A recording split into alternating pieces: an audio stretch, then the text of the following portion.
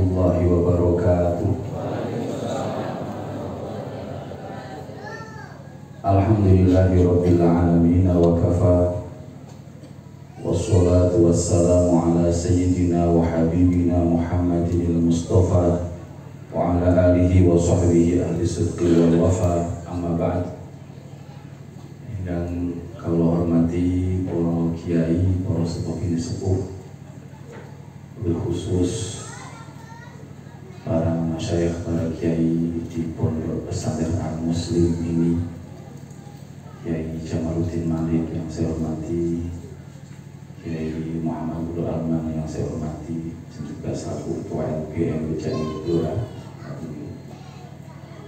Kiai Sholihul Anwar yang saya hormati, moderator, dan seluruh hadirin hadirat, para tamu masjid, jajaran Suriah maupun Tanfidiyah MBJNU Kecamatan Japah, Kabupaten Blora. Wonten kesempatan menika pertama niki kehadiran kula yang kedua, dan kehadiran yang kedua ini kehadiran yang sangat berat. Ini betul ngaji cerita saya lagi dewi sakit. Ini betul sakit ini. Betul serius. Gimana betul ini? Jadi kan mau siap serius. Menentang loh deh. Bapak-bapak asal udut asal ini. Niki mau pilih soal ini 9 soal betul salah. Atau 9 skripsi ini. Salah soalnya 9 skripsi. Tapi saya tidak berniat untuk menjadi narasumber satu-satunya, sehingga apa yang kalau sampai akan menikah tentu bisa jadi banyak kekurangan, dan itu perlu panjenengan sedaya memberi masukan dan termasuk koreksi. Ini penting. Ini harus digarisbawahi. Ini tidak seperti orang berfatwa, betul. Ini harus bersama saya, tapi uang narasumber, tapi bukan satu-satunya dengan terus narasumber. Sampaikan saja kalau ada yang perlu dikoreksi. Mengatakan ya, cocok nih. Kalau imut dawuhipun Romo Kiai Mahfud pernah dalam satu sesi nopo. Beliau mengumpulkan para pengurus NU di pagi. Beliau itu tidak suka pidato pengajian.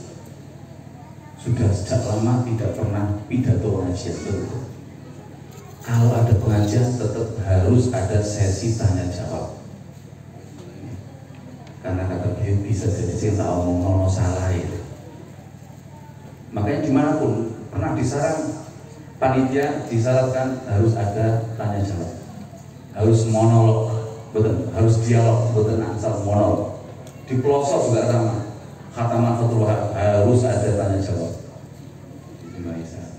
Dan itu yang sering disebutkan, dan beliau sering mengutip dawuhnya gurunya Mbah Zubair Dahlan Saran, bahwa bahkan murid itu boleh bertanya bahkan dengan adab tentunya, memberikan pandangan-pandangan yang berbeda dengan gurunya. Demikianlah Mbah Zubair ngajari aku. Kata Mbah Zubair, antum rijal wa nahnu rijal. Ini dalam konteks ini. Ini kalimat ini kalimat mujtahid dengan mujtahid ini di bawah jam sepela. Istilahnya pokoknya yang belajar itu kiai itu belajar maksudnya. Antum rijal wa nahnu rijal. Nomor kali yang perlu saya sampaikan sering kalau menyampaikan materi, bahwa beberapa masalah ini Pulau perlu menyampaikan metode saya, yaitu bahwa masalah-masalah ini dibangun atas perspektif madhab. Jadi nanti kalau ada yang sekali kemudian pakai fatwanya bebas, aku dan pulau tolak nih madhab nih ya, perspektif madhab. Terus dalam kerangka madhab. Dan madhab ini tidak hanya madhabul Imam Asy-Syafi'i radhiyallahu anhu dalam hal-hal tertentu, kita bisa membuka madhab-madhab lain dengan syarat bahwa ketentuan-ketentuan dalam masalah itu di madhab tersebut itu harus utuh, tidak sepotong-potong, tidak asal buka googling lalu ketemu jawaban Imam Malik boleh, wes boleh, harus dibuka kita pastinya dan kemudian dicari satu qadhiyah itu seperti apa, masalah ini syarat hukumnya yang batalkan apa saja misalnya, itu harus utuh. Dan kalau mengikuti wonten tahun ini, persis tahun ini sebelum puasa, kalau ini derek daurah 1 bulan wonten Kairo Mesir, Darul Iftah Mesir, lembaga fatwa resmi pemerintah Mesir yang dulu berbelasan tahun dipimpin Syekh Ali Jum'ah, tapi sekarang dipimpin oleh murid beliau itu Syekh Alam kalau salah 1 bulan.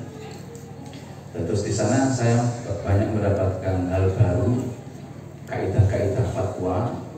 Di antaranya yang saya pentingkan di sini adalah satu kaidah fatwa yang mengatakan bahwa manibut kuliah bisyai'in mukhtalafin fi faljukul itu man ajaz. Kalau ada orang dalam situasi yang ya balwa atau dalam keadaan hajat, dalam keadaan masyarakat, dalam keadaan kesulitan, dia harus berada dalam sesuatu masalah yang sebenarnya mukhtalafih, maka falyuqal itu man ajaz, taklidlah pada imam yang boleh. Apa yang dalam kitab bisa jadi keren, ya, tapi bisa jadi kita perlu mengambil kitab lain yang agak gampang. Ingat, antara fikih itu hasil istinbat para imam dari nusus dari adillah syar'i dengan fatwa itu kadang berbeda. Fikih ketika diturunkan fatwa menjawab masalah seseorang, satu masyarakat, itu bisa berbeda. Bisa jadi perlu mengambil bahwa hukum itu adalah bagian dari proses yang harus dilakukan seseorang sebagai proses dia dalam beragama. Yang saya harus jadi mengetahui mustafti, orang yang berminta fatwa, atau mengetahui orang yang akan menjalankan fatwa itu penting. Bisa jadi seorang mufti atau seorang yang mursyid menjawab pertanyaan seseorang sing takok kok kiai, jadi pertanyaan dijawab sing apa? Ya ibu khawas. Itu apa atau situ. Nek orang awam dhewe sing gampang. Jadi mengetahui mustafti itu penting. Maka Al-Imam Asy-Sya'rani dalam kitab Al-Mizan Al-Kubra, beliau selalu mengatakan, pertama, semua pendapat imam madzhab benar, gak ada yang salah, gak ada yang tabrak, hanya untuk siapa yang berbeda. Dan semua hukum-hukum itu harus ditimbang dalam satu timbangan. Ada yang berat, ada yang ringan. Kalau yang berat, al-mutsaqqal fahuwa lil khawas. Kalau mutawassit, kalau sedang, nggak berat nggak ringan, jadi ausatin nas. Kalau yang mukhaffaf, maka li awamin nas. Ini yang perlu disampaikan lebih awal. Maka kadang beberapa riwayat misalnya sahabat Ibnu Abbas pernah ditanya bagaimana hukumannya orang yang membunuh orang Islam dengan sengaja. Ada orang bertanya berjawab, ya dosa besar dan masih bisa tobat. Ada orang lain bertanya dengan pertanyaan sama, dijawab nggak bisa tobat, nggak diterima tobatnya. Lalu ada murid yang bertanya, kok jawabnya beda? Si diri Abbas kok jenengan jauh berbeda. Nah, yang pertama itu saya jawab dosa besar dan bisa tobat karena orang itu habis melakukan. Jadi belum pernah melakukan mau merencanakan ya tak tutup aja, nggak usah. Kalau tobat gue, tidak ngelakoni. Gini-gini perlu. Ya. Nah, bon, niki badhe memulai materi yang sudah disampaikan panitia. Pertama tentang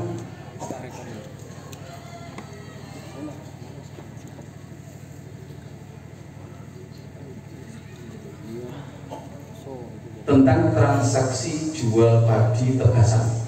Ngoten nggih panitia nggih. Di dalam prakteknya, ini mohon juga nanti diberi koreksi. Jual beli padi ini ada beberapa hal pokok masalah. Pertama, masalah menjual padi masih belum dipanen, masih di tangkainya, ngoten nggih. Lalu kedua adalah menjual padi, berasnya ini masih ketutup, jadi ketangkainya belum dipanen, ketutup dengan kulit sekam, kemudian disebut gabah nih gue. Gak ketok, iya itu kuning. Dan ketiga adalah nebas itu ya ketika jual beli tidak diketahui timbangannya, ngoten. Karena memang belum ditimbang, ngoten nggih. Jadi ada 3 titik pembahasan di dalam masalah transaksi jual beli tebasan, yang 3 masalah ini bersinggungan dengan syarat-syarat sahnya jual beli. Pertama, hukum menjual padi masih ditangkai, belum dipanen. Masih ditangkai, belum dipanen ini tidak mempertimbangkan tertutup. Jadi masih dia dalam masa tumbuh berkembang, masih belum dipanen. Maka kita perlu melihat apa yang disampaikan para ulama dan dasar-dasar hukumnya. Para ulama hampir sepakat, kalau boleh saya katakan sepakat, bahwa menjual buah atau biji-bijian yang belum dipanen itu bisa sah jika sudah butuh sholah. Idza bada sholahuhu. Apa itu butuh sholah? Ini biji sudah mengeras, kalau biji idza ishtadda sudah mengeras. Kalau buah-buahan sudah mulai matang, tapi secara detail perinciannya tentu berbeda, satu buah dengan buah lain, biji satu dengan biji lain. Biji butuh sholahnya antara gandum dengan padi sama tidak? Bisa jadi berbeda. Kalau betul terus gandum, jagung itu sing butuh sholah, sing wis pantes.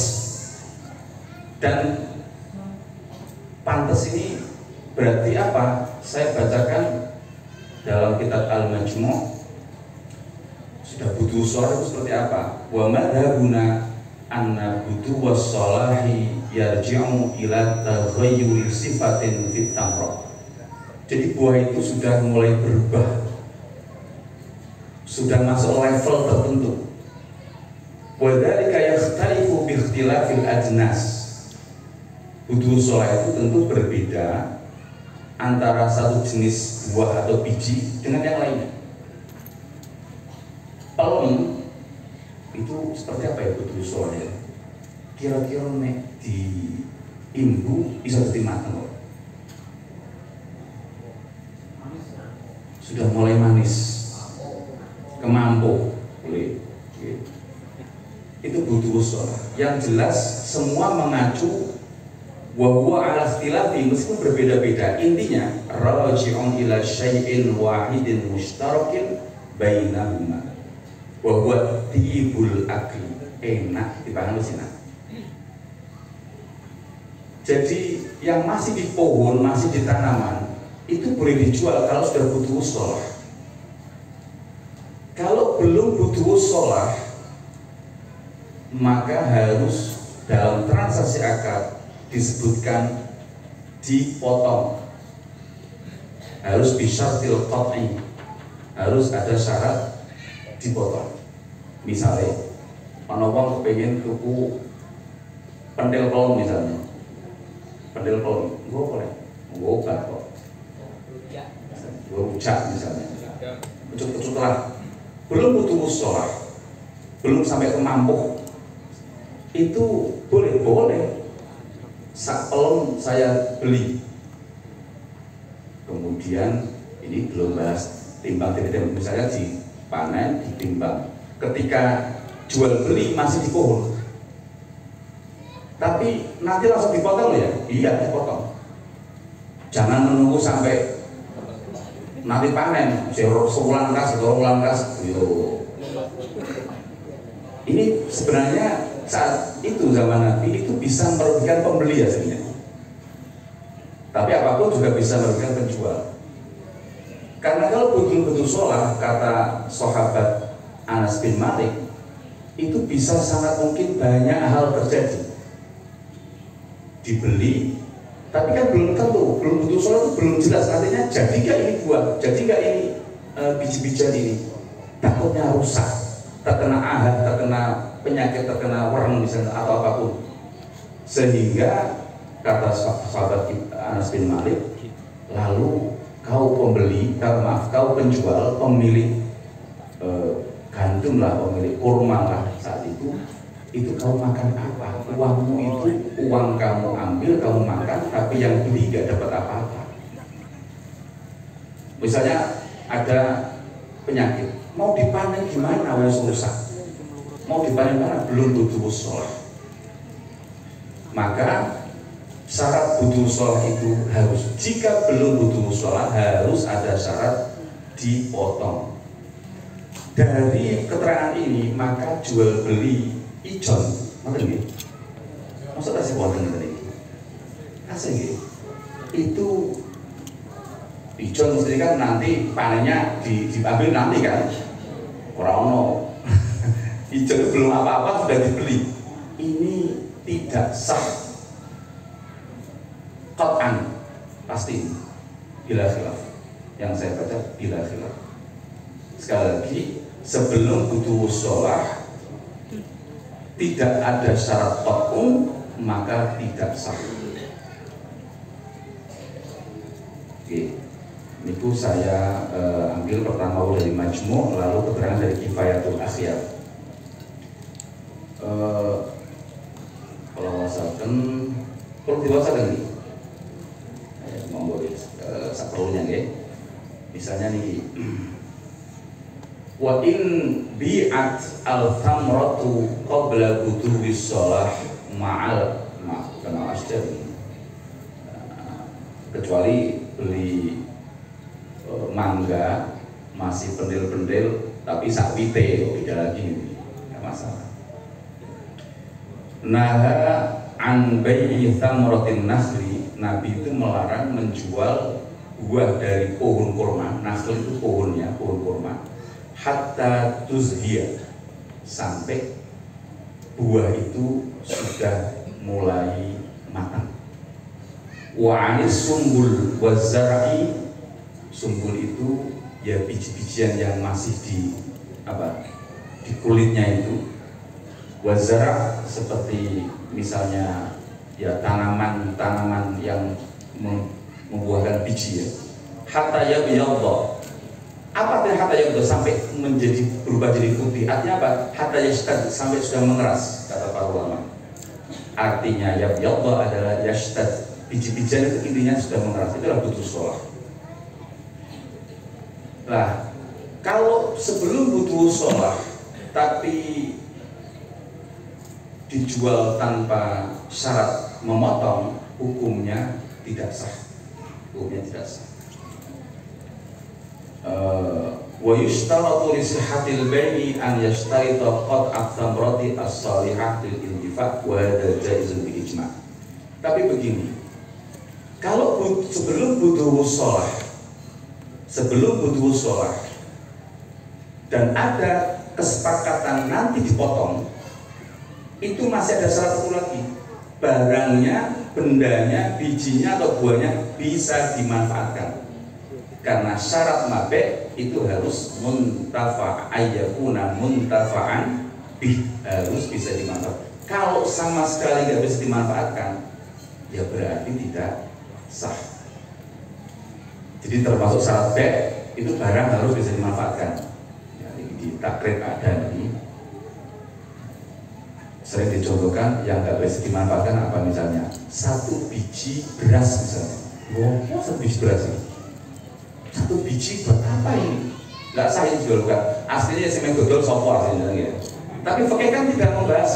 Lalu memang si dodol sopo enggak? Semua kemungkinan itu dibahas sedikit. Nek menawono, meskipun seperti kemarin kita lihat nggak ada. Dan kemudian perlu saya bahwa contoh-contoh misalnya barang-barang yang nggak bisa dimanfaatkan di dalam kitab fikih disebutkan nama-nama contoh-contoh itu bisa jadi dulu demikian, tapi sekarang tidak. Contoh-contoh itu dalam teori usul fikih, dalam tahqiqul manat itu tidak bagian dari fikih kulli, tidak bagian dari madhab. Contoh itu adalah apa yang diberikan para ulama madhab untuk mencontohkan fikih-fikih kulli yang disetuskan imam madhab. Oh, Imam Syafi'i berkata maka itu harus bisa dimanfaatkan, kalau nggak sah, itu fikih kulli. Tapi apanya itu bisa jadi berbeda satu zaman, berbeda dengan zaman yang lain, berbeda satu daerah, berbeda dengan daerah lain. Pendil misalnya, wow, pendil cilik, pendil dibuat, wow, tapi ini ada penelitian mengatakan, oh ini bisa dimanfaatkan, bisa jadi obat misalnya, menurut dokter, ya bisa. Ini perlu saya garis bawahi. Contoh, kalau orang zakat fitrah itu mengeluarkan apa? Beras, itu bukan fikih kulli. Fikih kullinya bukan begitu. Harus mengeluarkan qutul balad, gitu. Kalau banyak pun halibu qutul balad, bahan makanan pokok yang dipakai di daerah ini. Itu fikih kulli namanya. Fikih hasil istinbat dari nusus. Kanjeng Nabi ngendika sok min tamrin. Jenengan aja melu sok min tamrin. Zakat fitrah betul-betul putu kurma yang kayak Kanjeng Nabi, keliru. Sok min tamrin melu kayak Kanjeng Nabi. Ulama madzhab sudah merumuskan iku Kanjeng Nabi di Madinah itulah qutul baladnya atau ghalibu qutul baladnya. Lah, yang dibuat fikih itu ghalibu qutul balad atau qutul balad itu makanan pokok atau makanan pokok yang paling dominan. Itu fikihnya, fikih kullinya diterapkan di Madinah demikian, diterapkan di daerah sini ya beda. Mungkin apa? Beras diterapkan di daerah lain bisa berbeda. Oh, no, itu masing misalnya jagung misalnya, jagung ini berbeda-beda. Ampun, aku pengen sunai Kanjeng Nabi ya. Sok min tamrin jenengan tuku kurma atau memiliki zakat fitrah kurma sah atau tidak sah? Oke, mau sah. Ojo muni ngakan Kanjeng Nabi. Lho, berarti ini ngari Kanjeng Nabi lho. Bantu sepuluh kan.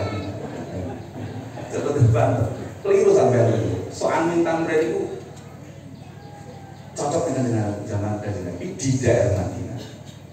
Dan bisa jadi Allah tidak melihat orang Madinah sekarang sehari-hari makan kurma. Di Mekah orang sehari makan beras. Angan sego saiki wong Arab. Umpamane. Kurma teng Madinah teng Mekah pun mboten dadi qutul balad. Cara zakat fitrah ngaksal betul karo kurma. Nggih zaman Kanjeng Nabi, tapi tidak zaman sekarang. Nah, ini perubahan fatwa ini karena perubahan objek bukan hukumnya yang berubah. Ketika diterapkan diaplikasikan itu benten. Oh nek kene nggo berarti ora kurma lho, ini beras, oh ini kono gandum, oh ini kono jagung. Tapi fikihnya sama, qutul balad atau ghalibu qutul balad.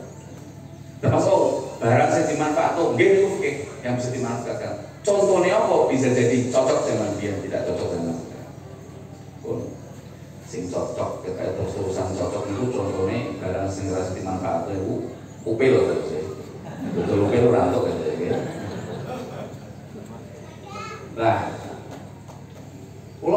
contohkan dalam masalah kembali masalah ini. Ada ibarat. Kalau satu kebun kurma itu yang butuh sholat belum semuanya, nggak mungkin kan sak pohon terus kemabuk kabeh itu bener. Apa mana kok sak kebun malah sak kowe itu sakit kok. Berarti nek ditebas kabeh sebagian butuh sholat, sebagian dari butuh sholat.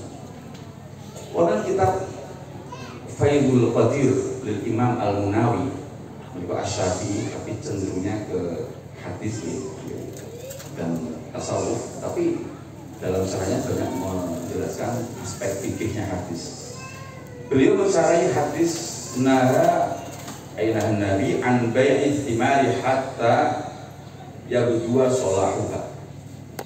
Beliau jauh itu. Ai yabdu artinya yadhhar. Wa bila hamzah ila akhirih, lalu wa yakfi budu sholahi ba'di thamaril bustah.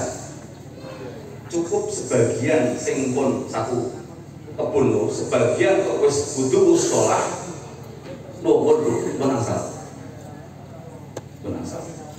dijual semua. Nah, monggo dibahas. Kedua, tentang menjual biji-bijian yang pun butuh sholah tapi barangnya ketutup.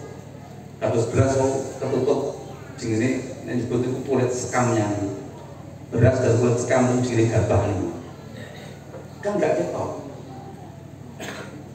Dan orang memang kulitnya kan betul nggih. Enggak kata tangan. Kulitnya apa. Nah, maka tentu prakteknya yang dijual bukan biji berasnya saja nggih. Dak sak kulite mesti nggih. Nebas niku nggih.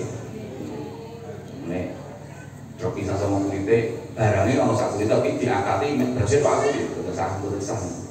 Tapi nek sak kulite niki ada perbedaan pendapat di dalam mazhab Syafi'i, di dalam pendapat Imam Syafi'i sendiri. Qaul qadim, yaitu pendapat Imam Syafi'i sebelum rawuh wonten Mesir. Jadi semua pendapat saat beliau di Baghdad, saat beliau di Yaman itu disebut qaul qadim, pendapat yang lama. Beberapa hal dikoreksi, ya, masalah-masalah yang hukumnya dikoreksi itulah kemudian memunculkan apa istilahnya qaul qadim, kali qaul jadid. Yang jadid adalah setelah Mesir, setelah rawuh Mesir. Qaul qadim berpendapat hukumnya sah berdasar hadis bahwa Nabi melarang menjual biji-bijian yang ada dalam tangkai sampai biji tersebut mengatakan yang penting wis keras. Jadi meh ijo ono kulite boten masalah. Kemudian menurut qaul jadid, menurut qaul jadid hukumnya tidak sah. Hukumnya tidak sah. Di sini disebutkan bahwa ruz beras itu sama dengan hukumnya dalam persoalan khintok, gandum khintok yang juga tertutup kulit sekam. Lah, nek dua pendapat menika nek coro kajian mazhab Imam Syafi'i itu mengatakan satu qaul jadid qaul qadim, maka menang qaul jadid. Jika kita mengatakan mazhab Imam Syafi'i yang mana, maka kita menggunakan pendapat qaul jadid sing anyar. Imam Syafi'i dhewe piye? Ya kok sing anyar to sing biyen kan ora wis dicabut lagi Imam Syafi'i. Satu. Tapi sebagai sebuah pendapat mujtahid yang kemudian disahkan oleh pendapat qaul qadim yang kemudian dipakai oleh ashab yang mujtahid, murid Imam Syafi'i yang juga mujtahid dipakai, maka itu menjadi pendapatnya ashab. Kemudian Jadi nek ditakoki madzhab Imam Syafi'i sini ya pakai qaul jazim. Tapi bukan berarti qaul qadim tidak bisa dipakai. Qaul dhaif mawon ya, dhaif sama sahih misalnya. Ketika ditakoki madzhab Syafi'i madzhab Imam Syafi'i ya pakai qaul sahih. Tapi bukan berarti qaul dhaif tidak bisa dipakai. Boleh dipakai. Dipakai oleh siapa? Satu, oleh kita mukallaf. Mengikuti qaul itu. Selama ojo boleh qaul sing gampang tok boten asal itu. Gampang tok boten asal. Namanya tata qulu khos. Boleh sing sosok sing gampang. Apa meneh sing enak-enakan, tasyafi. Ampun. Lah, makanya ketika ono kepepet, ono masyaqah itu silakan. Kedua, bagi mufti boleh menggunakan qaul dhaif dengan syarat tidak menyebutkan ini madzhab Imam Syafi'i, tapi menyebutkan ini qaul qadim. Kalau mengatakan ini madzhab Imam Syafi'i, nah enggak, sudah dicabut.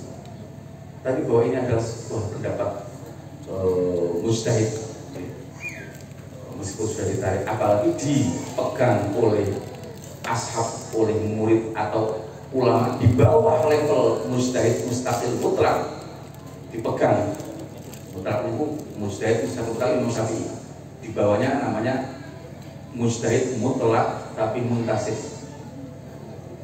Mutlak iso Imam Syafi'i iso mong wae ewo yang kali Imam Syafi'i ibu saya iso ibu akeh asli dia kodo tapi aku ewo. Banyak orang ngikut Imam Syafi'i karena apa? Karena beliau itu Quraisy Muthalibi, karena beliau itu orang Arab Quraisy, beliau keturunan Bani Muthalib, berarti nek kemudian Muthalib Bani Hashim. Keturunan Bani Hashim, Bani Muthalib, Bani Muthalib Bani Hashim, Hashim Bani Muthalib duluan. Sami-sami Bani Abdillah. Bon. Selanjutnya tentang takaran, apa timbangannya piye itu? Dari timbangan ini ketika dijual beli dari lah jual beli barang yang tidak diketahui timbangannya atau takarannya atau jumlah satuannya atau meterannya, kalau saat ini zaman dulu negaraan pakai dirok gitu, nek di lapor lengan itu piro saja ini meter, maka itu disebut namanya jual beli jizaf. Oke, sudah membahas ini. Nah, jual beli jizaf itu ternyata macam-macam bentuknya. Macam-macam bentuknya. Di antara macam-macam itu saya mungkin ada 5 macam. Yang satu macam sama sekali tidak menyebutkan berapa ini barang yang dijual. Ukuran misalnya ini berapa kilonya tidak disebutkan sama sekali. Kemudian uangnya berapa harganya, pakai uang berapa, itu jelas. Maka hukumnya boleh, sah. Contoh, wonten beras saunggul, kang beras unggul dol dalam semua itu. Iya, piro hargane? Iki 1.000. Timbangannya piro? Gak ngerti aku. Juga disebut timbangannya. Gak disebut timbangannya. Regane piro? Regane nggih jumlatan gemblengan, barangnya nggih jumlatan gemblengan. Maka asal barang ini dilihat, asal barang ini diketahui, sah. Ini barang juga butuh ngerti kabeh. Sing ngerti ini butuh obrak-abrik kabeh mboten kan. Iki istilah dalam fikih namanya bai'us sughroh. Tumpukan barang asal sing dhuwur iku melambangkan sing ning ngisor desa. Masuk saya ning ngisor piye? Watu apa-apa. Lho tapi andai kan kok ketemu watu tenan nggih saged siar, ora roh umur iki ora melu katukan. Karena nyebutnya beras, nyebutnya metu watu lho, ora watu kok. Iki menggunakan teori bai'us subroh, jual beli tumbuhan, termasuk jual beli padi. Jadi dari aspek tadi bahwa dia tidak ijon, sudah butuh solar harus terpenuhi. Kemudian apakah ketutup dengan tangkai atau sekamnya, apakah cukup karena tangkai itu menjadi atau skam kulitnya jadi masalahnya biji beras. Dan ketika masalah timbangannya, selama barangnya itu musyahad, pembeli penjual tahu ini lokasinya kan, tak dol kabeh kan, ikan berapa semeni regane iki 10 juta, maka sah. Ini yang disebutkan dalam Imam Asy-Syirbi dalam Bughnil Muhtaj.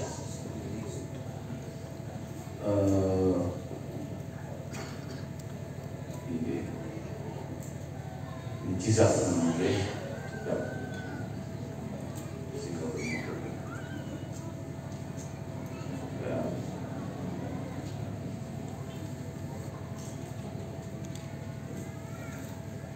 beliau berkata-kata,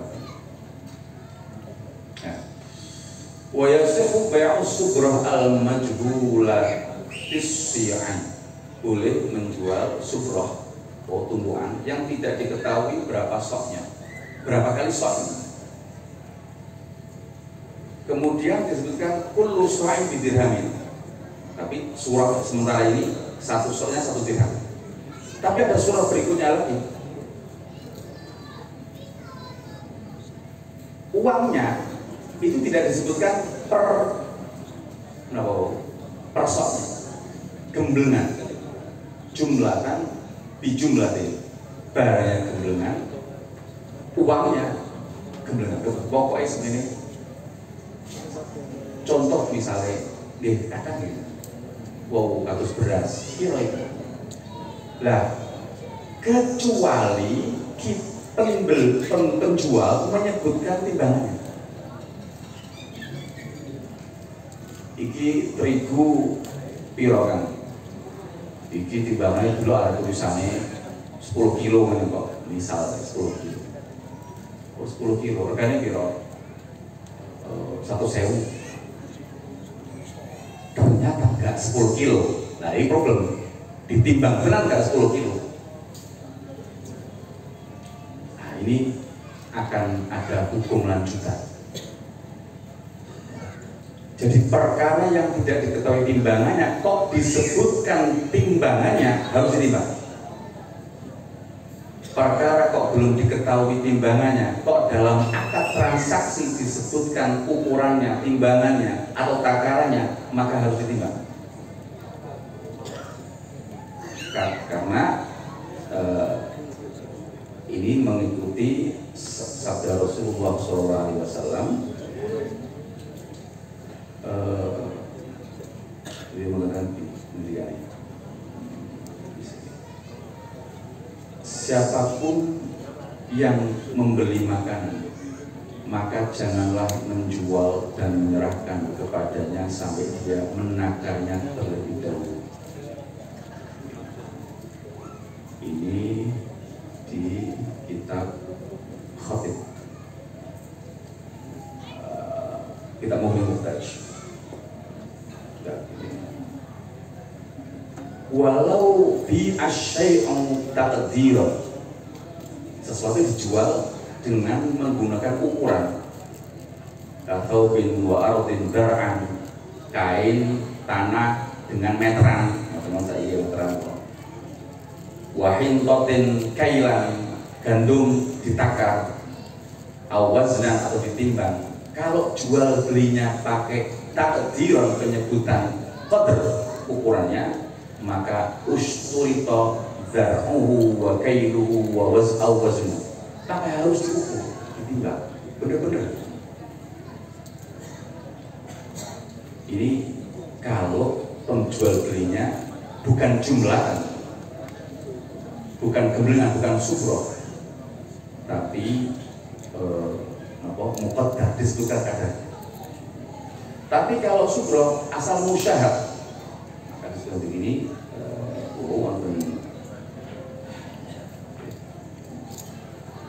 jizaf. Kenapa jizaf itu? Wa bitul jizaf wa malam yuqaddar bi kailin wala waznin wa in kana ma'luman kail wa wazn.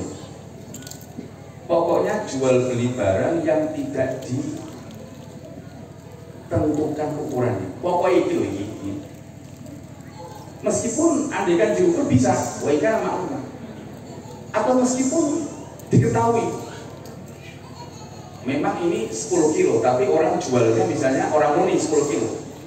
Terus misalnya contoh nih, plastik itu nih, plastik bening itu. Kalau yang itu kadang kurang 100 lembar, kurang maksudnya. Tulisannya 1,5. Nah kalau satu tulis pokoknya itu wiki lah ya. Kok saat itu dodol malah sak malah tidak balik barang. Aku kurang lembar malah itu.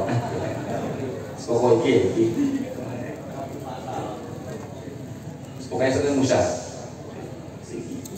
Tapi ngira-ngira terpikiran dan asal, bahkan diucapkan asal bukan transaksi.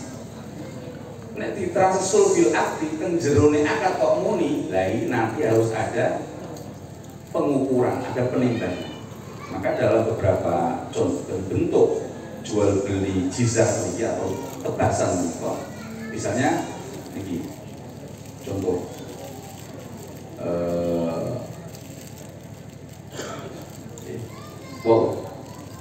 harganya disebutkan persatuannya kan, iki beras saumbrul kan tak dol ngawakmu, apa beras iki iya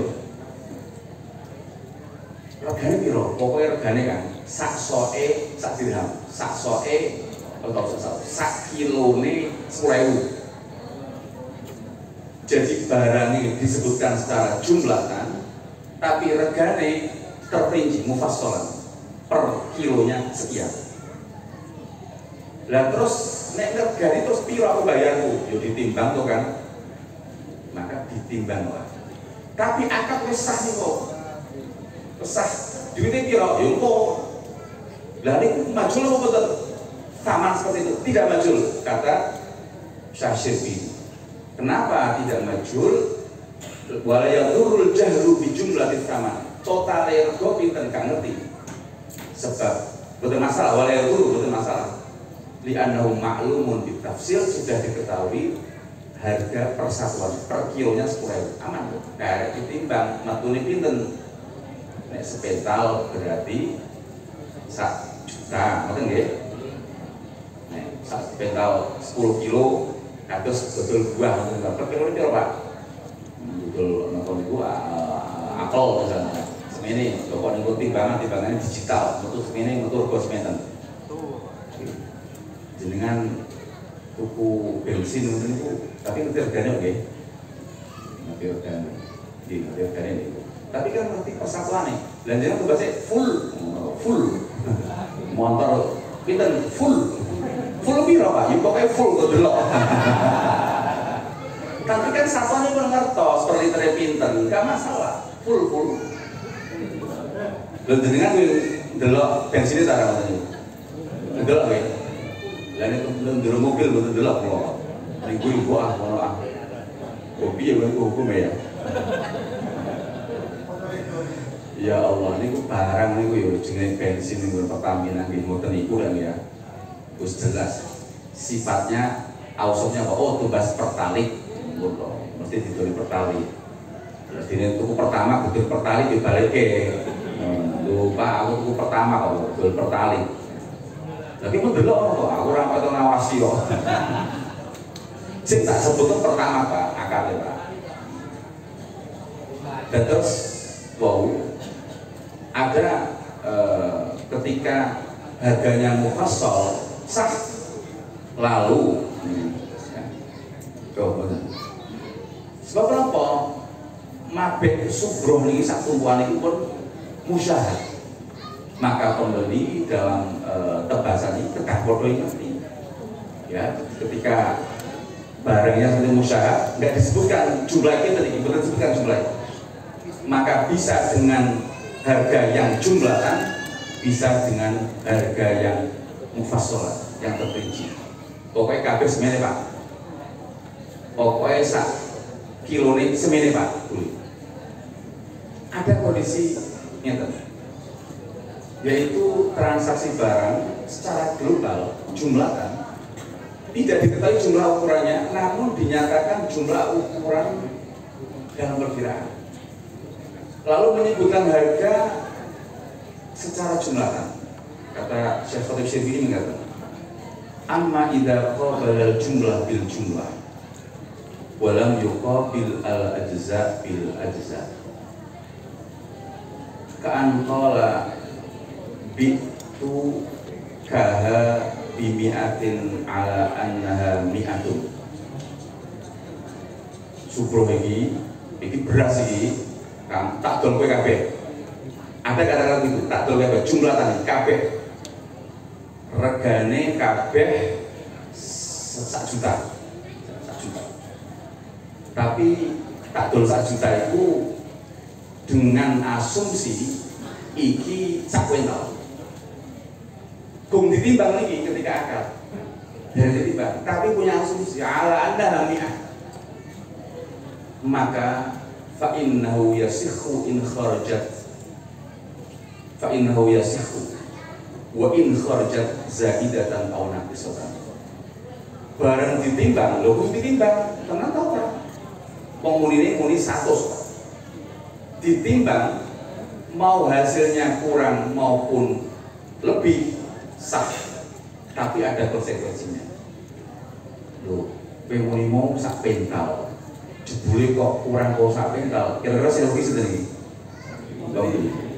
Maka wayat butul khiyar liman alaihi darar. Pembeli karena dia rugi, dia boleh khiyar. Enggak situ kan? Boleh. Dan bagi penjual, karena tadi menyebutkan jumlahnya, ini kio kan sepental, jebul ditimbang, loh, sepental 30 kilo, waduh, mau tak tahu semua mau rugi bener, maka dibeli dia tak situ kan. Khiyar ini itu harus memang diberikan oleh syariat. Karena ketika akad menyebutkan ukurannya secara jumlah, meskipun jizafan gemblengan, tapi dia menyebutkan yo iki sak pental, meskipun belum ditimbang, pokoknya tak dol nek pental, jebule gak sepental, maka yang mengalami kerugian boleh khiyar. Sampai disebutkan fa in qala al-mushtari lil bai'. Lah si mushtari ngomong ini karo bai', pembeli ngomong karo penjual sing duwe barang. Pembeli ngomong ngeten, ojo bubari Anda 130 hari, ora tuh dibubari, ora sidoa, ojo. Kowe sangine ae. Wa ana aqna bil qadril masyrut. Yo sak pental maulah sing tak tuku, seterpul pek kowe. Utawa au ana motika sama zaid tak tambahi. Mau kan 1 juta, tak tambahi 300.000, 130 sak pental 30 kilo. Maka keinginan mushtari seperti itu tidak menunjukkan hak khiyar. Boleh disepakati, oh iya wis ngono boleh, tapi Kak Aziz tetap mau boleh juga.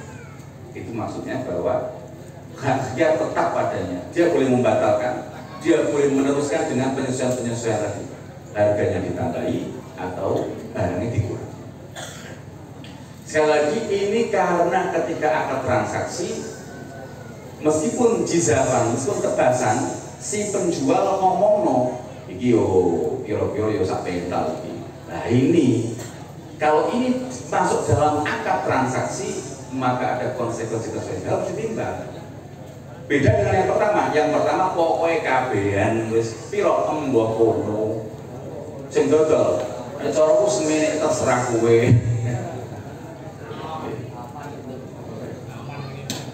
Lah regane yo semene. Lah nek per kilo semene kok dhewe nek gak iki aku sing nanae pokoke semene iki. Wong pokoke. Lah orang yang pilihan pertama tidak menyebut ukuran, kemudian tidak menyebutkan harga satuan, nggih nek bari aja belo. Lho kok semenapi ora usah ditimbang, mau ada jebel gak ditimbang, mari kilo-kilo ning malah. Pokoke gemblengan kabeh kisah semene iki gowo kabeh regane semene. Pernah mboten? Pernah. Yo kepenak mboten? Kepenak ya. Gelo mboten? Yo kok dengan itu kena kok ora kok. Ampun dihitung. Situ goni nggih. Terus timbang nih kok.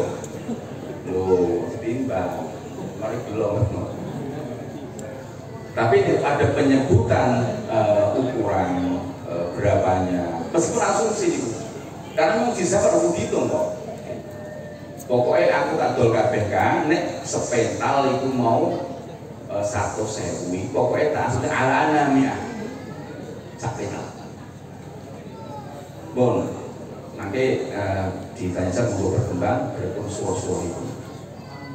Jadi dari praktek tebasan di padi menika, satu dari aspek yang penting sudah keras, boten ijon. Kemudian apakah mengaruhi ini kulit kami khilaf atau ulama, kita ambil yang kulit.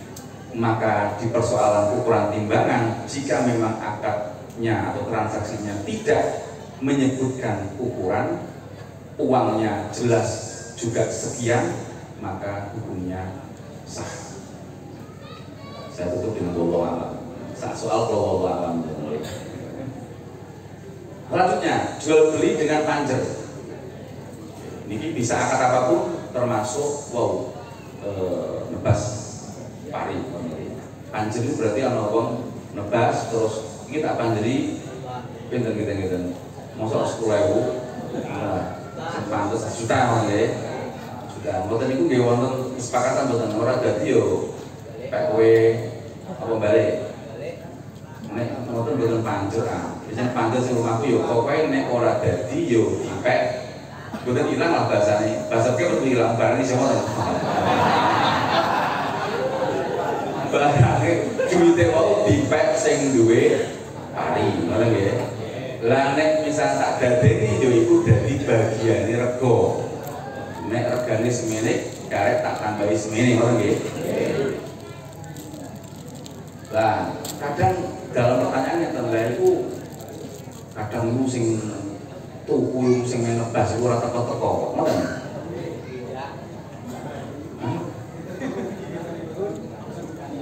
Pripun? Ditelepon rugi to mboten sios. Oh, jelas. Mboten itu ditelepon mboten. Situ ora situ. Napa ditunggu ngoten? Ditunggu maksudnya mboten telepon, mboten gara telepon ya. Pripun? Oh, dan janji tapi angel.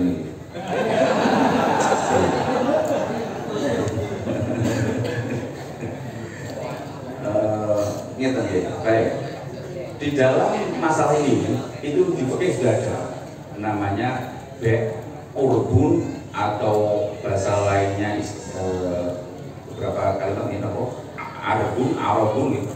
Urbun. Baik. Ada yang membaca pakai hamzah urbun, tapi yang paling banyak dipakai itu urbun pakai ain. Yaitu sama panjer bro, hilang. Bahasa hilang nenek ya. Kalau takut hilang. Begini orang udah bilang loh kan, hilang tenang, amin. Kalau kamu bilang. Nah, ini ada khilaf antara ulama. Nanti kita kaji satu-satu. Pertama, pendapat pertama mengatakan jual beli panjer hukumnya tidak sah. pendapat ini pendapat ulama Syafi'iyah, Malikiyah, Hanafiyah. Ini saya kedua kitab Al-Majmu' maupun kitab Al-Fiqhu Al-Islami wa Adillatu Syekh Rabi'. Nah, menurut mazhab Hambali itu jual beli panjer itu boleh. Yang mengatakan tidak boleh ada hadisnya. Hadisnya kata Nabi melarang jual beli panjer. Kata Imam Ahmad bin Hambal, imamnya mazhab Hambali, hadis dhaif. Bahkan Imam Ahmad punya riwayat bahwa Kanjeng Nabi ditanyai masalah panjer, beliau menghalalkan. Ini riwayat dibuka Imam Ahmad. Kemudian Imam Ahmad juga menggunakan asalnya Sayyidina Umar bin Khattab. Sayyidina Umar bin Khattab juga pernah melegalkan, mengesahkan seperti itu. Ya, di kitab dalam kitab Islami wonten teng Majmu' wonten. Jadi pernah wonten utusane sahabat Umar namanya Nafi'. Nafi' ini boten utusan nggih. Utusan Nafi' bin Abdul Harith. Boten Nafi' sing dadi putrane Ibnu Umar. Putune Umar bukan sing putrane Ibnu Umar, berarti putune Umar, tapi Nafi' bin Abdul Harith. Niku pernah transaksi model panjer ngene iki. Niki tugasé zaman biyen niku napa niki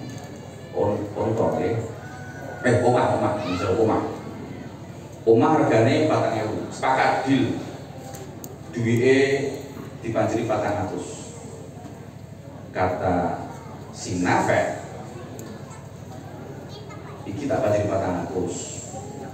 Tapi engko aku tak takok Sayyidina Umar. Sayyidina Umar, yo lanjut jual beli tak genepi duit 400. Tapi nek ora yo peken kono. Dan Sayyidina Umar melegalkan. Oh, ini sisi dalam khilaf antara mazhab Imam Ahmad bin Hambal, mazhab Hambali dan mazhab yang lain. Nah,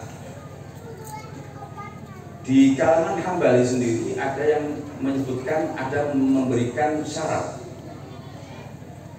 tidak kemudian sah secara mutlak, tapi sah dengan syarat tidak mutlak, tapi ada syarat. Apa itu? Bahwa harus ada waktu yang jelas.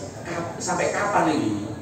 Ojo kok ngene aku tak batalno yo PN nek ora lho kapan? Ya, ini harus jelas. Kapannya harus jelas.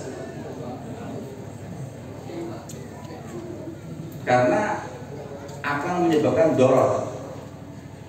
Kapan ini nggak jelas? Lah tapi juga bisa disikapi, nek gak jelas aku nggak bisa nggak pakai huruf. Biasane iku nek sak bulan ya nek daerah kene kok ora ono lanjutane ya bubar. Tapi iki wonten lho. Sak bulan apa seminggu? Seminggu atau minggu? Lha niku tak cari cek. Adate kelima iki. Ibu-ibu ngeten iki ngikuti mboten? Saged ngikuti nggih. Make brambang bawang mangke. Kita sebab pari pripun biasanya wonten mboten ya tinggal temerai ono yo wis iki ya tak dol wong liya ngoten nggih yo tak panen saiki misalnya orang ngono terus piye aku mulai tandur napa tuku malih ngoten nggih apa oh nggih lah. Mboten itu wonten batas waktune sing secara umum adat. Mboten nggih. Diputus dhewe ngono. Sing mutusno sing penjual. Sing dapati. Mboten nggih. Nggih. Ngeten. Niku memang akan menimbulkan problem, konflik. Makanya kalau mau panjer dan aman pakai pendapat mazhab Hambali yang ada syarat ditentukan batasnya. Kan ini seminggu kira morone, ini batal ya. Sepakati deal sah. Iki aman atau aman ya? Sekedar aman ya. Makanya kalau kurang sebut aman, dikoreksi, bukan aman lagi.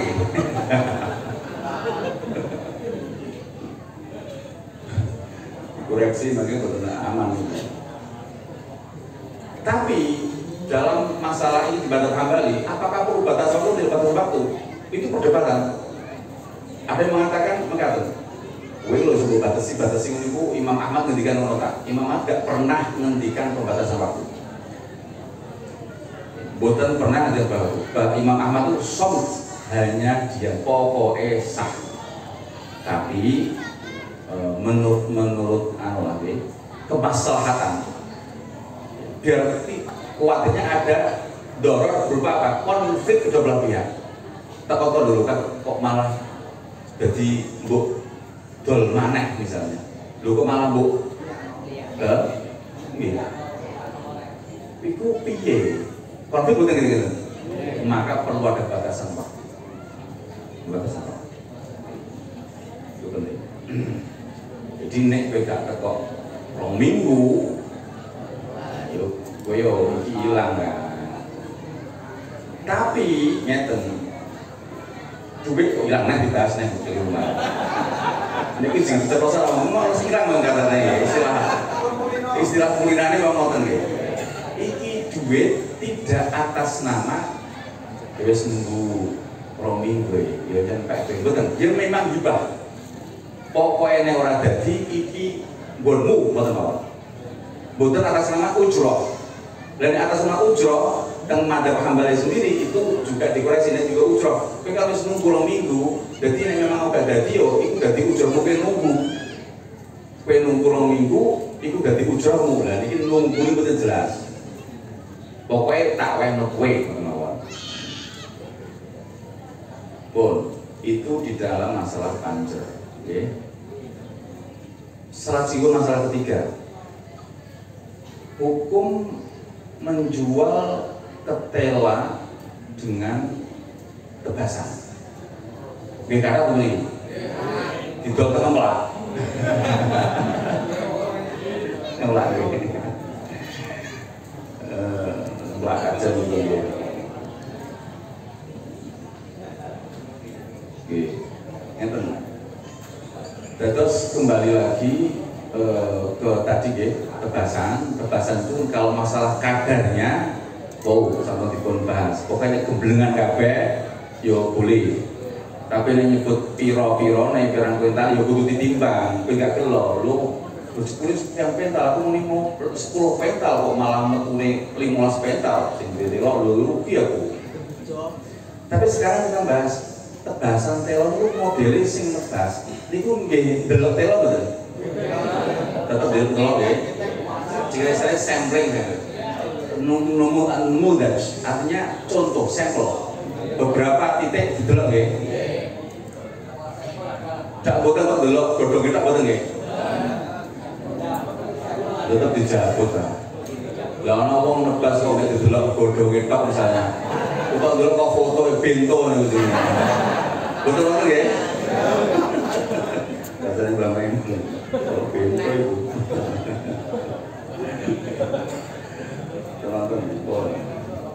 Tapi napa dibedol kabeh? Mboten nggih. Apa ana sing mboten dibedol kabeh? Mboten. Lah, niki teng kitab-kitab niku kula golek mboten wonten telo. Sesuk mboten telo. Telo bahasa Arab apa? Nggih mboten saged diterjemah to ya. Wong ning Arab kan telo. Jenengan misalnya apa honamun napa artinya? Sedangkan teng Arab, wong Arab iki honamun. Oh nek ning nggonku jenenge wedhus. Iku saged terjemah niku. Nggih. Lah nek barang onto ibilun. Sik ning nggonku apa ya? Onto ngarang iku. Wong Indonesia ngarang terjemahan wong Jawa ora ana onto. Mulane asline kenapa onto niku ana wong Jawa teng Mekah roh kewan onto niku. Terus dhek buding-buding ora iso bahasa Arab wong Jawa. Sing duwe terus muni istrik anta.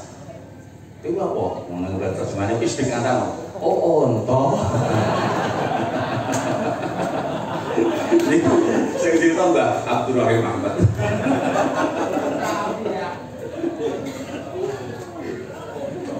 Istrik anta. Oh, onto, yo onto. Tekan Jawa disebar itu jenenge onto. Jenengan ate ngerti bagelah. Teng Jawa ana bagelah. Ngono iku. Dong Kiai Jawa ngarep blok-blok ngono ya. Niku hasil terjemahan ngarang. Karena teng Jawa betul betul. Lah, telo niki teng Arab betul wonten. Kula tak golek telo iki apa ora ono. Lah, kula menggunakan metode ilhaqul masail binadhar ini. Pokoknya nek ora ono kok ono sing mirip-mirip dipadani. Tapi mboten kias-kias niku para mujtahid madhano masalah saka ana sing Quran sing hadis dipadani saka kono. Niku namanya kias. Nek niki mboten sing ning kitab niki teng masalah sing dibahas teng daerah Blora teng Jawa tak padano sing ning kitab. Telo niki ra ono kitab tak padano apa? Tak golek wortel tak padano. Wortel niku tumbuhe teng jero lemah nggih. Kira-kira sak hektar meh 16 wortel ngono kuwi dibongkar kabeh napa? Sebagian tok. Nah niki mulane masalah telo tak kula padano wortel persis khilafe nggih sami tentang syarat-syaratnya nggih sami. Dalam masalah jual beli wortel dan juga berarti telo karena nyebutnya ngoten kita Bai'ul Jazari wal Fujri wa nahwihi dan sepadannya dan aku lihat orang Jawa telo niku ngoten. Iki jenenge fikih kontekstual. Sebelum Jawa yo nahwi telo ngoten mawon. Niku cara Imam Zakaria Al-Ansari boten sah. Lho ketutup. Listitari maqsudiha. Sebab sing meh didol, sing meh dituju meh didol iki ketutup omah. Lah iku sebuka lho iku sing sing sayo sing buka tok mau. Oh niki pendapat. Jenengan nggih umpami kepengen guna pendapat biasa, betul apa-apa. Nomor 2, sah dengan syarat, yaitu ada sebagian tanaman yang kemudian tak mau, misalnya wortel atau telo, dijabut, didelok untuk sampling, untuk contoh, memudar. Ini pendapat yang dikemukakan Qadhi Husain dari Madzhab Syafi'i, saya mau. Menurut Qadhi Husain, jual beli wortel tak tambahi dan telo. Imam Husain harus kemudian telo, ini saya mau gambar. Yang di bawah tanah tidak sah ketika tidak bisa dilihat sama sekali oleh penjual maupun pembeli. Tapi jika sebagian dari wortel atau telo tadi sudah dicabut dan terlihat sebagai unmudaj atau sampel, maka hukumnya sah. Niki dikutip Al-Imam Ibnu Rif'ah dalam Kifayat Tanbih. Wa kadza bai'ul jazari wasyarjami wal basali. Basali napa nggih? Basol niku berambang, nek tum bawang putih. Fil ardi di dalam rumah. Qabla qa'i sebelum dicabut inda aktsari ashabina tidak boleh. Wa ba'duhum kharraja dzalika 'ala bai'il haid. Sebagian ulama termasuk Qadhi Husain ketika itu itu dipadano, ditakhrij kados masalah tentang hukum bai'ul haid, jual beli barang sing gak kelihatan. Aslinya sing gak kelihatan itu ya kudune barangnya ono gak kelihatannya karena tidak ada di tempat. Lah iki teone ana kono, ana kono ngarep tapi ketutupan. Mulane sing dikatakan yo ora iso ngomong iku gak wae kono ning ngarep ngomong ning ngisor. Jadi gak wae. Tapi niki kok Qadhi Husain pokoke iku wae. Kan pendapat sing nanti kok ya. Wa ba'dhum kharraja dzalika 'ala bai'il ghaib. Kados bai'il ghaib. La bai'il ghaib niku wonten khilaf teng madzhab Al-Imam Syafi'i. Wonten sing masalahken, wonten sing boten masalah. Wa mahallu la panggonane bahwa bai'ul jazar wortel niku termasuk bai'ul ghaib idza lam yadhhar minhu syai'un. jika tidak sama sekali. Kalau itu bedol, itu jadi bedol. Tapi amma ida dhahara ba'duhu minal ardi sohbah ini ono sing mentongol atau dijabut, maka sakitnya karena pun ono sing ketok sarha bil qadhi Husain bi ta'liqi dalam kitab ta'liq. Kemudian Al-Imam Taqiyuddin As-Subki dalam fatawinya, namanya kitabnya Qadha'ul Arab fi As'ilati Hal, beliau ditanya persoalan yang sama. Beliau nambahi, ini umul balwa ini. Ini bingung ternyata kok dodol nembak segini iki. Orang kok terus dibedol kabeh tapi dibedol sebagian. Maka kata beliau mengikuti Qadhi Husain sah jika sebagian sampel tadi dijatuh. Sekali lagi ini menggunakan sami pendekatan atau PU subro, tumpuan beras sampai di pasar atau beras misalnya ini, tapi ini di beras kabeh umpami nang pasar tuku beras ngoten niku nggih delok kabeh kan mboten mung ning tok iki piro lek kan adane kan kok apik ngene iki oh iki sing mergo 15.000 per kilo ya wis tuku iki atau tak tuku kabeh iki sing ngisor-ngisor gak tak delok lah melu tapi bahwa apa yang tampak di atas menunjukkan yang di bawah, sebagian menunjukkan yang lain, maka sah menurut Qadhi Husain, Imam Qadhi Husain diikuti Imam Subki. Nah, pendapat pertama atau kedua cocok kedua atau pertama? Kedua. Cocok. Makanya ya ini dari ditasak, makanya ini rasanya nerot itu tak batal nanti pendapat ketiga, berarti mengatakan bahwa sah dengan syarat maksudnya kesepakatan dalam akad adanya khiyar ru'yah. Jadi memang kalau harus bedol, itu harus minande. Tapi ngone tak delok ora cocok. Ini menggunakan konsep jual beli barang sing gak ono ning ngarep gak hadir atau baik, tapi bil ausaf dengan sifat atau dengan bebas online itu lho nggih. Dengan enggak mau deskripsi ya. Bebas kan apa? Pun Shopee ngoten.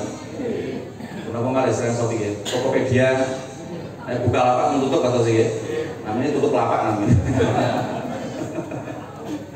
Lapak untuk Shopee, mana deskripsinya? Kira-kira kok loh? Udah apa kan atau kak kok orang sesuai deskripsi, gak sesuai ausofnya, saja dikembalikan. Barang didelok lo, cocok aku kasih tipu, teh kau dikirim ireng, foto, mulanya kalau mengirim apa dulu, video unboxing,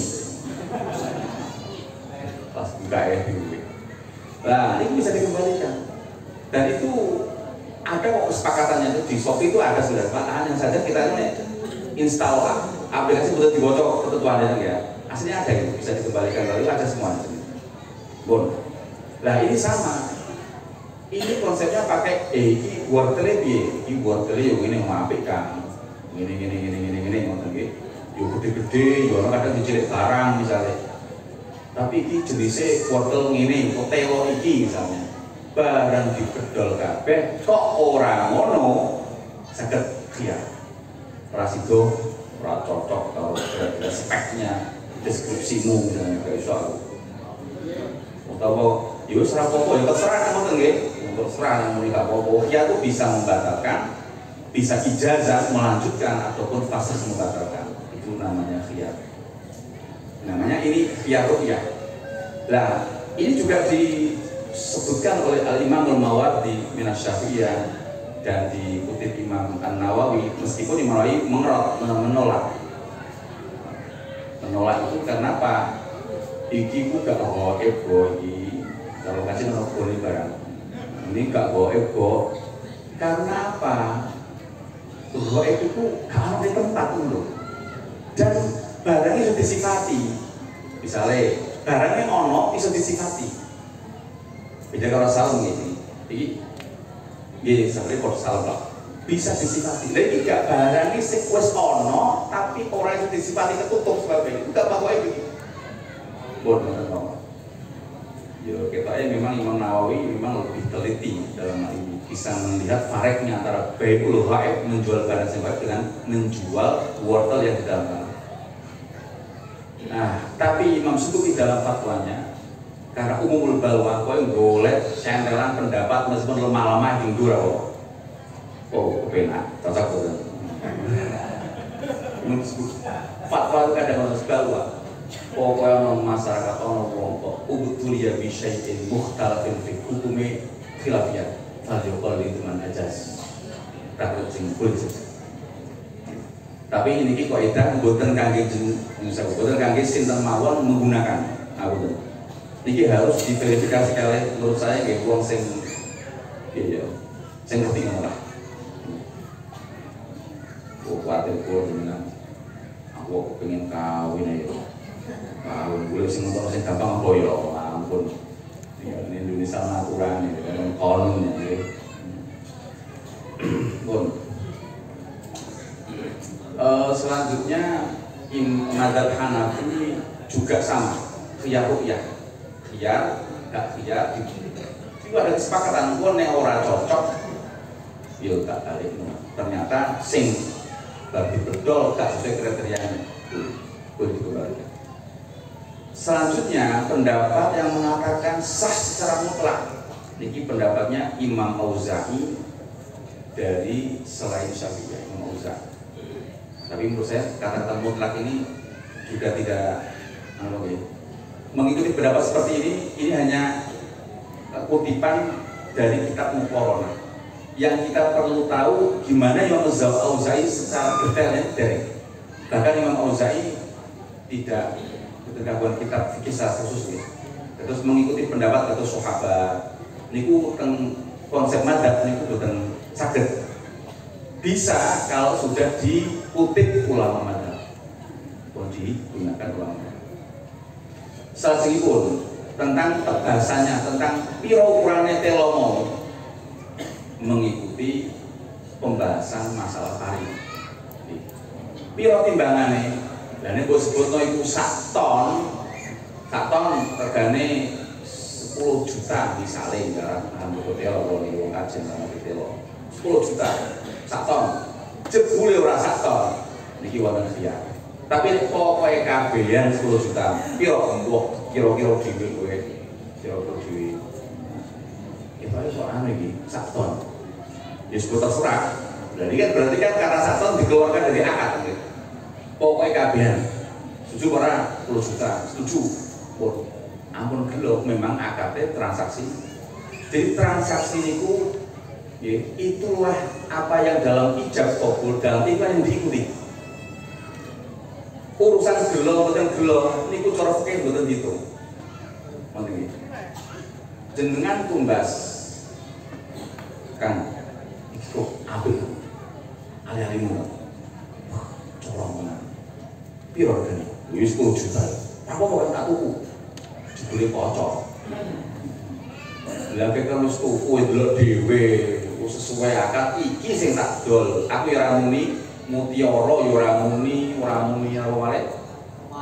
Emas ya ora muni intan ya ora muni, pokoke iki sing tak dol iki lho iki. Iki lho tuku. Ya 10 juta. Ya tak tuku. Jebule kocok. Lu kok kocok lho kan? Aku muni ora kocok. Lu nek gelo aku. Gelo piye wong aku dodol kuwi barang iki, aku ya muni kok, ora muni napa? Ora muni emas, ora muni intan, ora muni. Ya sah. Oke lho iki. Lah cara kate. Oke. Lah kowe nemen kok kocok betul 10 juta kok. Nemen iki. Mulane atus-atus niku. Kaya pakai sesuai transaksinya piye, kontraknya piye, akadnya piye, itu sing dipakai. Orang gelo, ora gelo, yo, kok gelang-gelang dia kan akadnya mau. Kecuali akadnya gak jelas, akadnya jelas ya. Lah nek gak jelas namanya horor, nek wis jelas kowe aja. Apa nggih? Ke blonder apa itu blonder jenenge. Lah jenenge iki barang kok. Lah kowe yo delok dhewe. Lho kok blonder piye? Yo jenenge yo bentol ora. Wong 10 juta orang dicek-cek sih, orang tester kalau kok gak alat lu ngecek teman-teman. Tak kok Salman cara ngecek akeh ngene.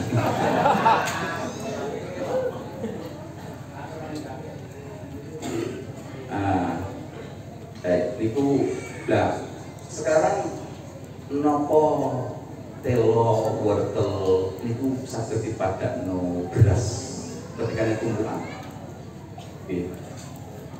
Bahwa ketentuannya dari usul tumbuhan niku yang cukup melihat luarnya saja, tidak harus ke dalam beberapa nusa. Niku sing penting barang niku napa nggih?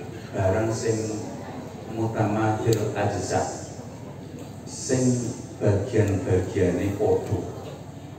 Tidak harus mithliyat.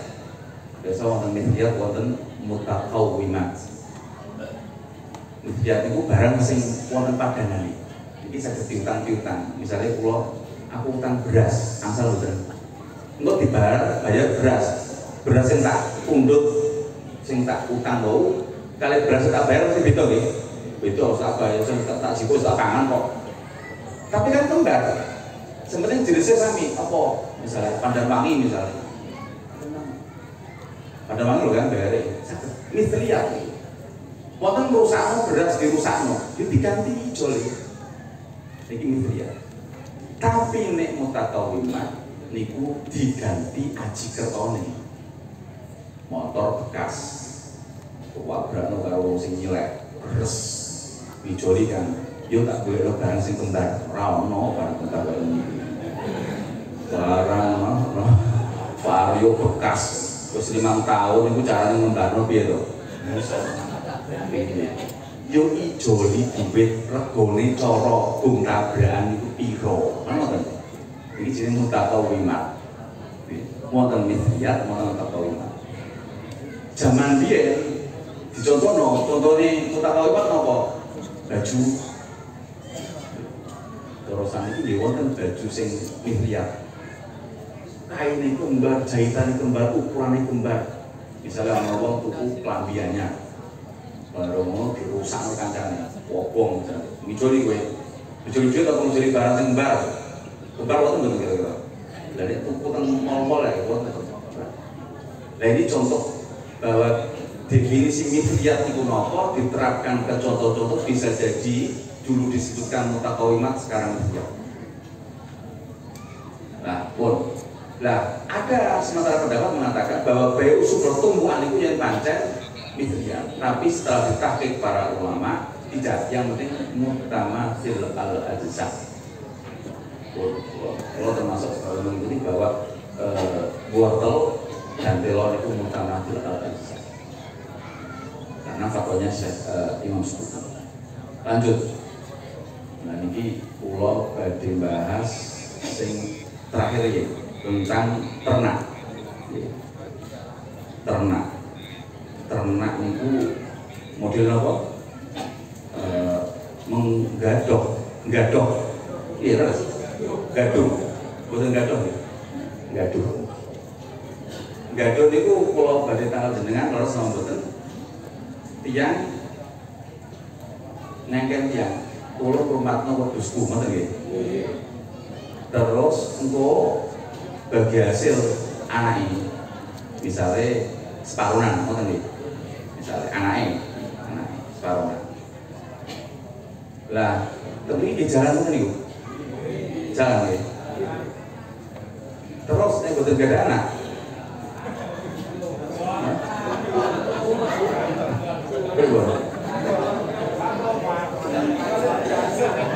Cara umumnya niku ya wis pancen ketentuane ngono kok. Aku muni kan ora ono apa nek ono anak, lha anak ya wis. Napa duwe-duwe. Nah. Bagi hasilnya pripun? Wedhuse sing diumpat kok didol. Terus dibagi hasil.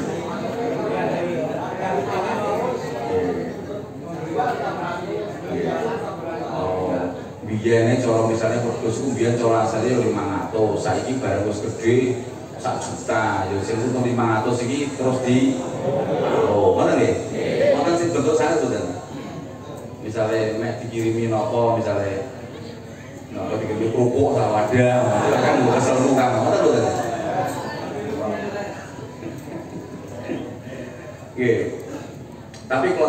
aslinya jenengan ngoten niku. Nek sedang mireng atau jenengan lampai. Waktu jenengan ngomong kowe tak sewa kan aku. Betul. Lah napa niku? Hormati ya Gus. Ngono nggih. Wah, dari situasi ini. Tapi tetap wonten di bagi hasil nggih. Bagi hasil napa bagi anak? Nek sebutannya bagi hasil jelas nih. Nek lembu lanang bagi hasil, nek lembu betina bagi anak. Niku ngoten niku diucapkan secara jelas soalnya mboten. Jelas. Lah nek gak metu anake sing mboten bagi hasil bagi anak, mboten metu anake, memang kelaku tetep bagi hasil. Lha adate ngoten. Napa resikone yo wis. Oke, maksudnya tetap untuk sesuatu betul. Saya hormati. Wonten sing ngendikan wonten sing muni angsal niku sinten? Sing biasanya aman apa sing diredus? Yang kata angsal nggih. Dalam mazhab Imam Syafi'i, jika memang itu ijarah, karena satu ada kalimat kan rumatno wedhusku, berarti kan ada manfaat orang ini yang kita ambil. Lalu kita menjanjikan imbalan berupa bagi hasil. Ini imbalan, ada imbalan namanya ijarah, tapi ijarah fasidah, rusak. Ujroh itu harus jelas. Kalau namanya ijarah harus jelas ujrohnya. Ini konsep mazhab Syafi'i. Ijarah itu ujroh harus jelas. Oke. Kalau memang kue tak sewa, oke, terus iki imbalane engko nek anake loro ya sijinan, papat yo loronan, telu yo setengah, ngene. Kue tok dasi aku sikile. Niku ujrohe dereng jelas. Maka ijarah niku mboten sah. Nek wis kelaku maka wajib bayar upah yang umum. Wong ngerjani wedhus loro ku nek duwiti piro kira-kira. Meskipun kadang ngoten niku upah sing mithri bisa jadi nilainya lebih tinggi daripada upah yang disebutkan atau lebih rendah. Pokoknya umumnya piro. Pakai upah umumnya berapa. Niku jauh ngerjani wedhus loro atau lembu loro niku piro. Wis 3 wulan iki piro? Niku piro? Apa?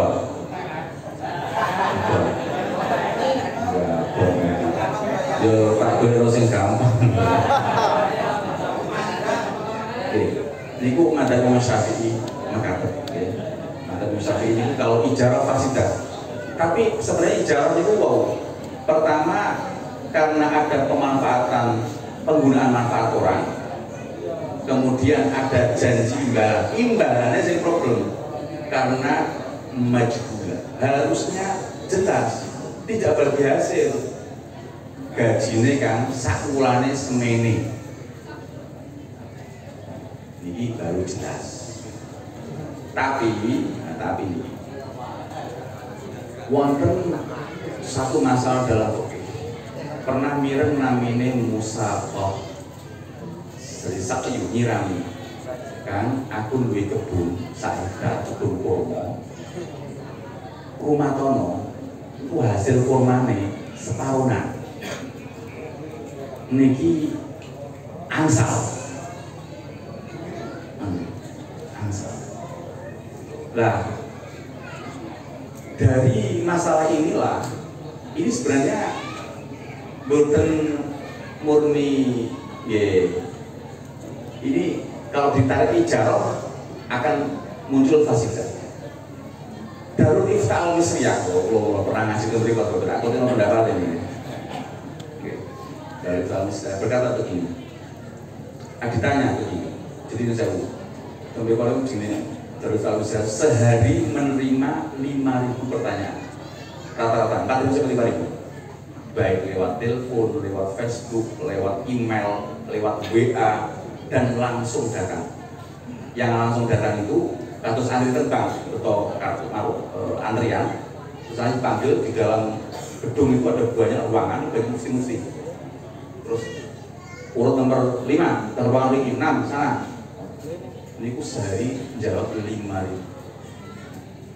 Lah mayoritas dulu Darul Ifta itu selalu Hanafi karena mayoritas Mesir itu Hanafi. Tapi sejak sehari Jumat itu kata salah seorang mufti di Darul Ifta mengatakan Syekh Ali Jum'ah syafa'at dunia jami'an. Jadi no sak dunia sapi gak pe.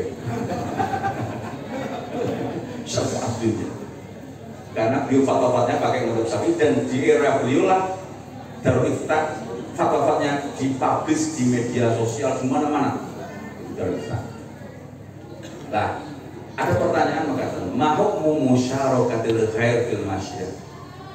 Haitsu yashtari ahadul ashkhas masyiyatan thumma yu'tiha li fallahin ala an ya'ahada bil akli wasyurbi wa yakuna lahu labanha wa samaduha amma ma talidu fa yakunu bainahuma munasabatan arja bayanul hukmi syar'i bil muamalah. Niki berangkat dari joinan syirkah, tapi syirkah memang dalam adab syirkah ketemu ini satu urun namanya hewan ternak, yang satu urun tenaga. Tapi kalau betul dalam musaqah itu banyak orang membolehkan siji urun jenenge wit-witan, siji urun tenaga. Engko hasilnya panennya kurma bagi bareng. Ini bukan berangkat dari ijarah. Ayo bareng-bareng, hormati ya, kok bareng-bareng hasilnya. Nah, hukumnya bagaimana? Ya Allah, ba'dul a'immatin al-a'immat wal ulama. Sebagian ulama jelas tidak sepakat ulama, berarti ada yang tidak membolehkan. Sebagian membolehkan dengan mengatakan anna hadhil muamalah jaizah syar'an, boleh. Wa hadza wal mufti, pendapat ini yang dijadikan fatwa oleh Darul Ifta.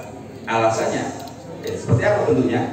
Haitsu yaqumu ahadul ashkhas bi syira'i masyiatin, yang satu beli hewan ternak wa yu'tiha li akhar, diberikan kepada yang lain untuk apa? Fayaquma bi ri'ayatiha, untuk di rumah.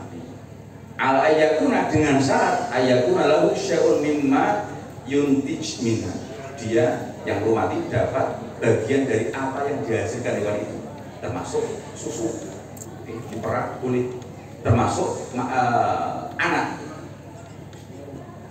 Kalabaniha auma tadidu, atau sesuatu yang akan dilahirkan. Wa yakunu li sahibiha syai'un mimma tarid, pemilik masyiyah juga dapat hasil itu, hasilnya baik susunya baik anaknya. Wadhalika, kenapa boleh? Qiyasan 'alal musaqah wal muzara'ah wal mudharabah. Mudharabah itu orang punya modal, siji punya tenaga, punya kepintaran, melakukan modal, lalu bagi hasil. Ini berarti ijarah. Nah ijarah ora jelas ujrohnya berapa, bagi hasil kok jelas. Jelasnya di persentase, tapi berapanya nggak jelas. Ijarah harus mencatat, harus jelas maklumah, bukan maklumah, harus maklumah, bukan sekedar ini persentasenya. Nah, makanya tidak ijarah. Kalau tidak ijarah tidak sah. Makanya ulama kemudian melakukan takyif, penyesuaian dengan menjadikan itu bagian dari musyarakah, sama halnya dengan musyarakah, muzara'ah, musyarakah, musaqah, itu masuk musyarakah sebenarnya, karena masing-masing punya urut. Kalau ijarah itu yang namanya yang disewa, itu bukan mendapatkan dari hasil, tapi pokoknya kowe jahitno iki tawe duit, bukan hasil dari usaha ini, karena jahitno bukan usaha bersama maksudnya. Kowe jahitno bajuku tawe upah semene, di sini ijarah, tapi bukan usaha bersama. Kalau usaha bersama bukan ijarah, ini hewan akan menjadi usaha bersama. Kowe tenaga, aku duwe iki kayak modal kowe sing nglakokno to bagi hasil mudharabah, bukan ijarah.